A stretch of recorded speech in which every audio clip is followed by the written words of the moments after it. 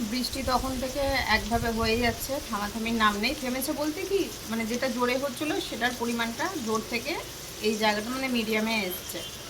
এদিকে হচ্ছে রান্না, এখন করব এই যে মাংস, মুরগির মাংস করব, সেটার প্রস্তুতি চলছে।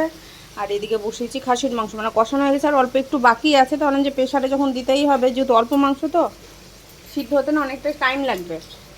কড়াইয়ে বেশি মাংস থাকলে কড়াইয়ে সিদ্ধ হয়ে যায়, তাহলে অল্প থাক, অত সময় নষ্ট করে লাভ নেই। তো আমি এদিকে বসিয়ে দিই চিকেনটা। তো এদিকে চিকেনটা রোস্ট করার ইচ্ছে ছিল, কিন্তু অনেক কিছু জিনিস নেই ঘরে, তার জন্য আর রোস্ট করতে পারলাম না। শুধু দুধ আর দই থাকলে হলো না, আরও কিছু লাগবে। কি কি তোমরা জানোই, কি কাজু লাগবে, মগজ লাগবে, একটু পোস্ত লাগবে,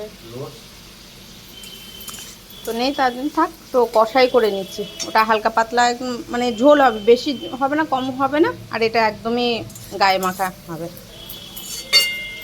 ভাত হয়ে গেছে, টেনশন নেই, রান্না তাড়াতাড়ি হয়ে যাবে।